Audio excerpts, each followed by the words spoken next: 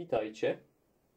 Ponieważ warunki pogodowe temu sprzyjają, postanowiłem przeprowadzić pewien eksperyment, który wymaga stosunkowo niskiej temperatury. A mianowicie postanowiłem otrzymać i wykroplić ten gaz.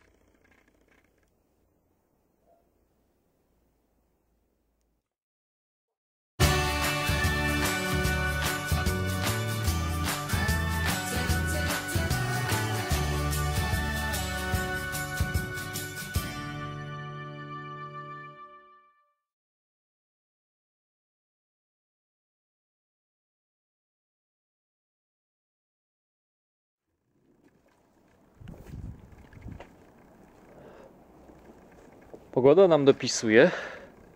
Jest słoneczko. Ale bardziej mi chodzi o to, że jest zimno. Ponieważ potrzebuję tego. Czyli lodu. Bądź śniegu. Tlenki azotu możemy otrzymać w wielu reakcjach chemicznych. Na przykład w reakcji kwasu azotowego z miedzią. No ja na przykład nie mam kwasu azotowego.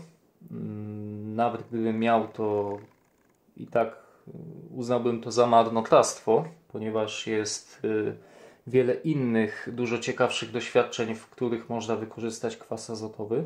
Mam tutaj tak naprawdę dwóch kandydatów. Pierwszy z nich to azotan żelaza. Otrzymałem go jako produkt reakcji pomiędzy siarczanem żelaza i azotanem amonu. To a propos filmiku o sporządzaniu soli mora za pomocą innych reakcji chemicznych. No i właśnie produktem ubocznym jest azotan żelaza. Jednakże ja zdecydowałem się wykorzystać do tego celu azotan wapnia. Między innymi dlatego, że mam go bardzo dużo. Powstał jako produkt uboczny w reakcji pomiędzy wodorotlenkiem wapnia a azotanem amonu. Mam tutaj sobie przygotowane, już wcześniej odwodniony azotan wapnia. Tak naprawdę już bardzo, bardzo dawno chciałem przeprowadzić ten eksperyment. No, ten azotan wapnia akurat ma 6 do 7 lat nawet. Czyli on już jest po prostu bardzo, bardzo stary. Coś tak czuję, że pewnie zawiera dosyć sporo wilgoci.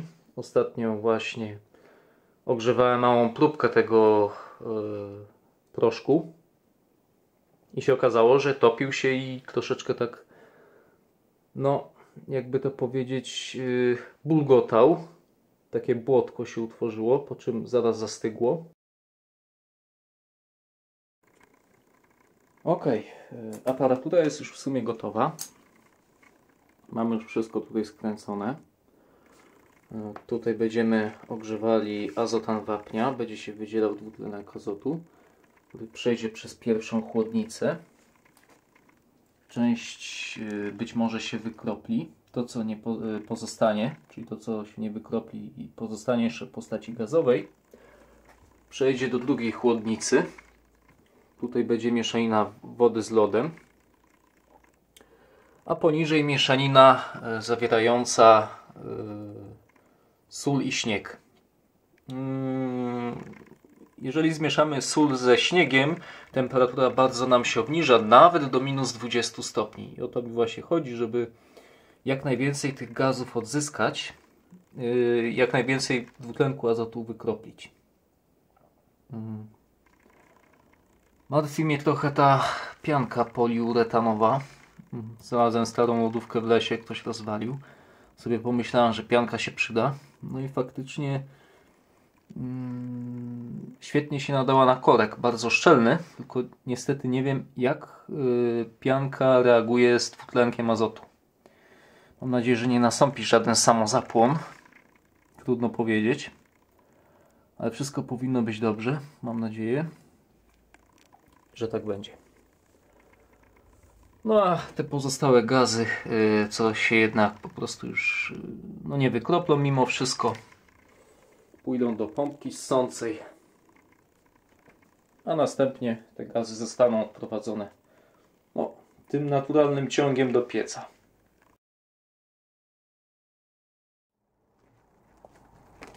To wiadro wypełnimy wodą zimną, lodowatą. Wcześniej przygotowałem sobie już lód do chłodzenia naszej mieszaniny tlenków azotu. Na czym chcemy tu mamy?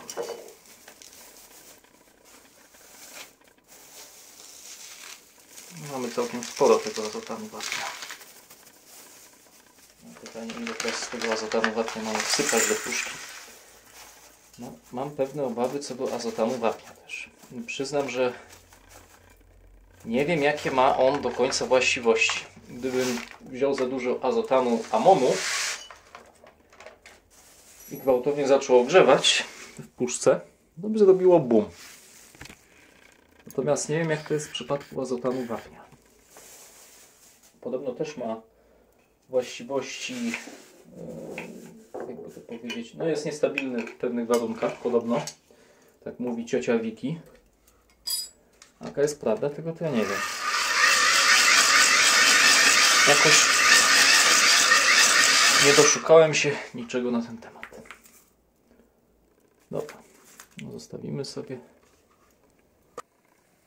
Jak widać, azotan wapnia nam się pieni, wręcz kipi, gotuje. A to dlatego, że wciąż jeszcze zawiera całkiem sporo wody. O dziwo. Kipi nawet dosyć bardzo. Musimy tej wody się pozbyć. To nie jest tlenek azotu, to jest po prostu woda. Oj. A propos kipienia. Prawda?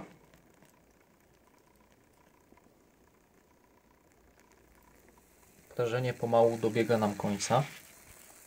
Widać, że utworzył się utworzyła się taka biała, zbita masa. To jest właśnie bezwodny azotan wapnia. Na razie jeszcze nie czuć, chociaż nie, już troszeczkę tak czuć lekki zapach tlenków azotu.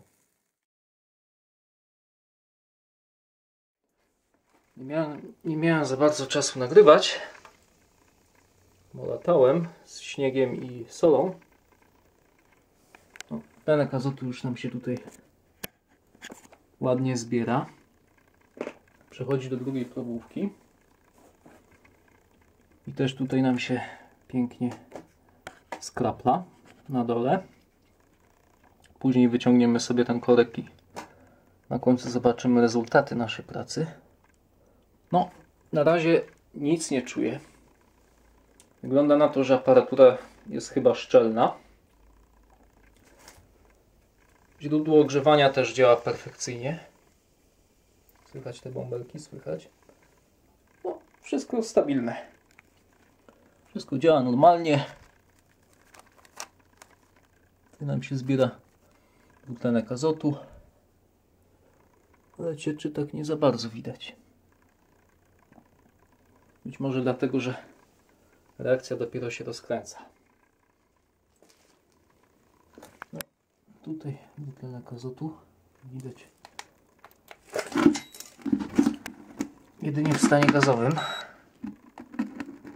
Niby 2 stopnie, ale nam się nie wykrapla. Nie wiem czemu. Na pewno tutaj nam się wykrapla. Prawda? Niska temperatura. Można powiedzieć, że wręcz idealna do wykraplania tego gazu. Tutaj w dolnej części panuje gdzieś minus 6 stopni. Reakcja w zasadzie już nam dobiegła końca. Myślę, że możemy już to sobie wszystko, że tak powiem, porozkręcać. Niech tu nam woda z chłodnicy zleci. No, coś tu nam się wykropliło. Jak widać. Widać tą taką ciecz. Ostrożnie. Jednak jest bardzo toksyczne.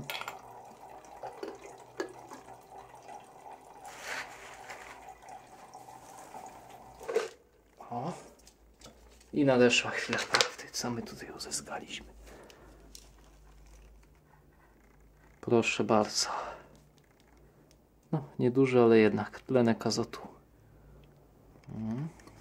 Nie bez powodu robię to na dworze, bo tlenek azotu jest bardzo, bardzo trujący. Zmienię sobie pozycję.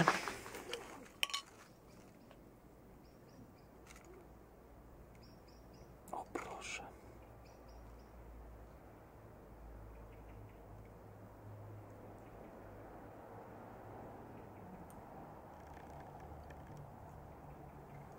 Dobre pytanie, jak to teraz wlać? Czy zaryzykować i tak? Czy coś innego wymyśleć? Dobra. No to spróbujmy w takim razie tak. Widzicie? Jakie gęste są opary tego?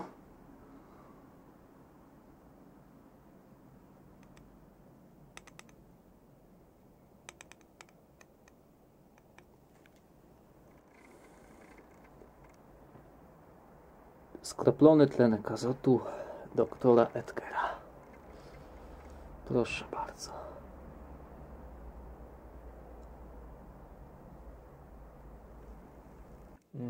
Postanowiłem powtórzyć eksperyment z otrzymywaniem skroplonego tlenku azotu 4.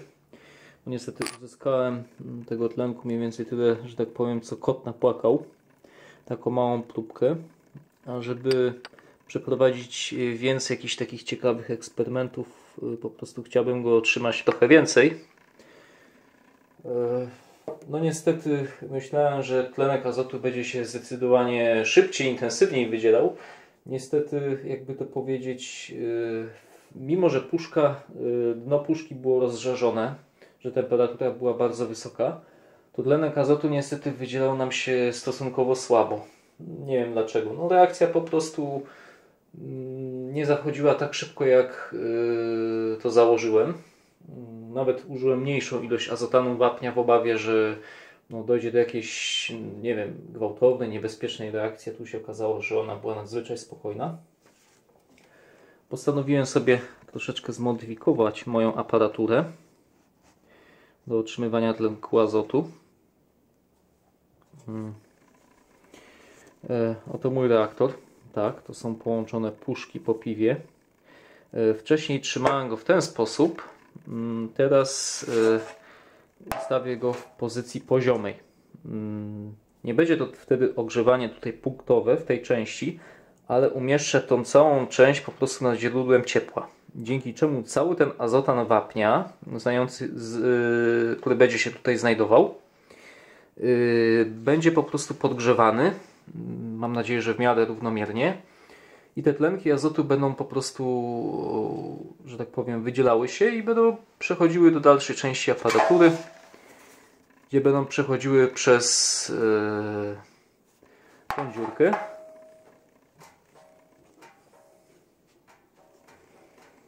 A następnie przez rurkę do chłodnicy. Tutaj sobie skręciłem taką troszeczkę większą chłodnicę. Uznałem, że zredukuję sobie troszeczkę aparaturę. To będzie miała tylko te dodatkowe dwie sekcje, czyli będzie chłodnica i będzie niżej słoiczek, w którym będzie nam się wykraplał tlenek azotu. Zmniejszymy sobie wymiary aparatury. W zamian za to po prostu tutaj umieścimy mieszaninę chłodzącą, już nie wodę, a mieszaninę chłodzącą lodu z solą. Dzięki temu temperatura, miejmy nadzieję, spadnie nam w okolice pewnie minus 8-9 stopni, gdzie po prostu tlenek azotu będzie nam się intensywnie wykraplał.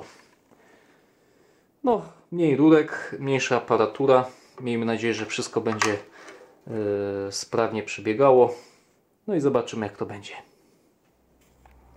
Dzisiaj odwadniam azotan wapnia. Robię to już dosyć długo. Niestety wciąż leci taki biały dym. To zapewne para wodna oraz rozpuszczony w niej kwas azotowy w bardzo niewielkich ilościach. No i pewnie inne produkty, jakieś śladowe ilości amoniaku, które pozostały z nieprzereagowanego azotanu amonu. No, przez chwilę czułem troszeczkę tak zapach amoniaku. No i dopóki białe dymy nam nie przestaną lecieć, reakcja nie jest skończona. Nasza aparatura już, można by powiedzieć, jest prawie gotowa. Brakuje tylko pojemnika, w którym będę otrzymywał dwutlenek azotu. Następnie będzie nam tutaj się skraplał. Wkładam do słoika. Nasze źródło ciepła, troszeczkę, że tak powiem, zmodyfikowane. Będzie grzało większą powierzchnią, ale będę jednocześnie pilnował, żeby nagrzana była tylko ta część, gdzie jest azotan wapnia. Bo tylko o to mi chodzi, żeby ta część mi się nagrzała. No niestety zbiera się taki dosyć silny wiatr. Z jednej strony to źle, z drugiej to dobrze. Będzie nam troszeczkę chłodził aparaturę. Plastikowy wężyk podłączam sobie bezpośrednio do, jakby to powiedzieć, no do reaktora. Nie powinien się stopić, bo po ostatnich doświadczeniach doszedłem do wniosku, że no, temperatura jest na tyle niska, że mogę to zastosować. Będzie to zdecydowanie szczelniejsze połączenie niż bezpośrednio z rurką aluminiową. Do ostatniej komory wsypiemy sobie nasz azotan wapnia. No i teraz zastanawiam się, ile wsypać. Wsypię sobie na razie, no to troszeczkę dużo.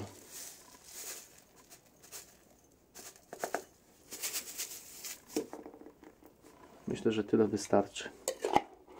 Nie chcę też za dużo azotanu wapnia, ponieważ nie wiem, jak on będzie reagował. Czy po prostu no, nie grozi mi jakieś boom tutaj, jak w przypadku na przykład azotanu amonu, którym go użył.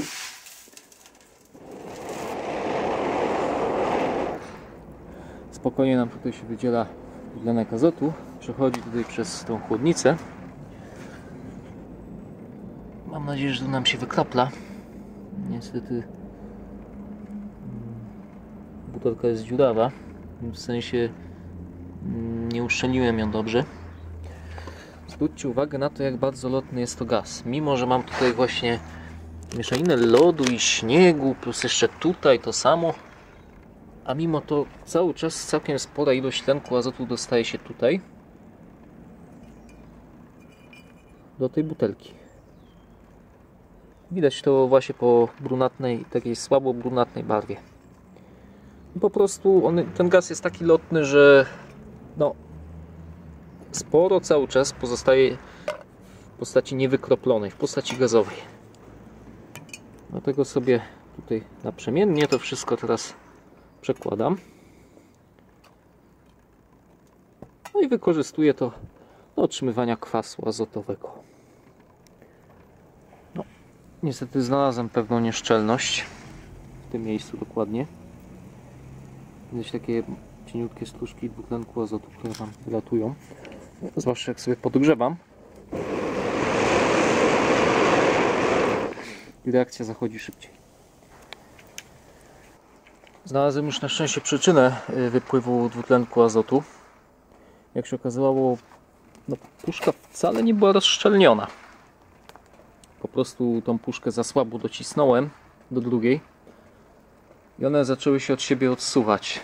No a teraz jak ja dobiłem po prostu za pomocą tej deseczki, tutaj trzymałem i tu ją po prostu dobijałem do tej puszki, żeby jak najgłębiej tutaj weszła. Wszystko jest w porządku. Jak widać, ogrzewam intensywnie. Tlenek azotu nam się dalej spokojnie wydziela. Nic nie wycieka na szczęście. Zresztą widać od razu, że barwa gazów nam pociemniała. Widać, tutaj się zebrał taki brunatny gaz. Mamy coraz bliżej właśnie takiego dużego stężenia. Widać? Cały czas jest brunatny.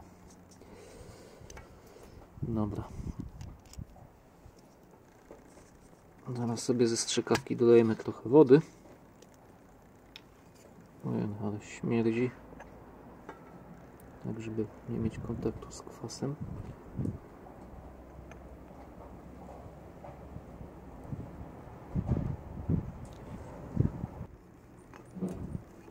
Nie mam w co wlać po prostu.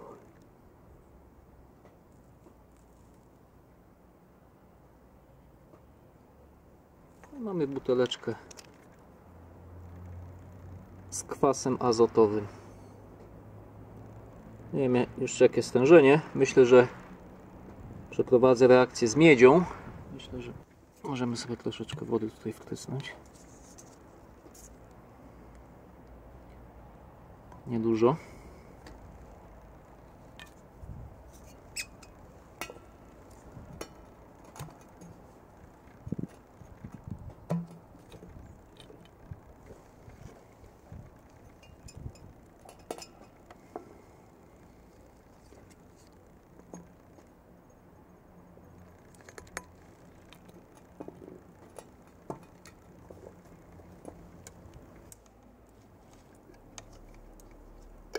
Nie wdychając oparów i proszę bardzo.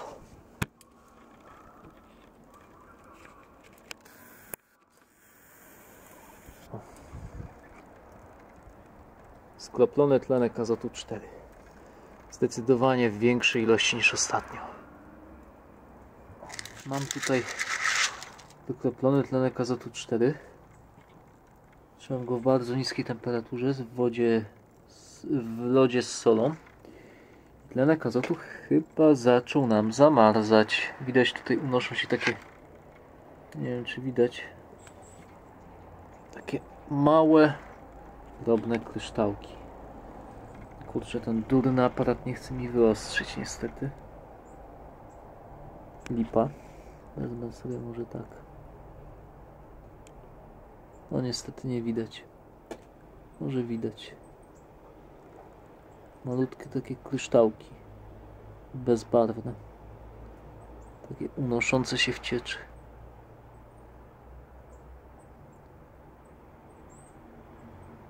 Przelewamy.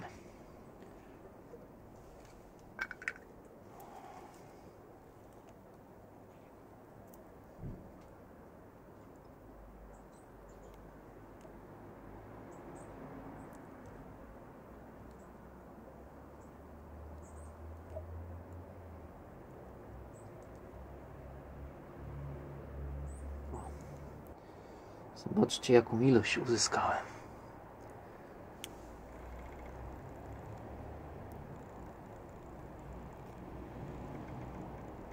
Proszę bardzo.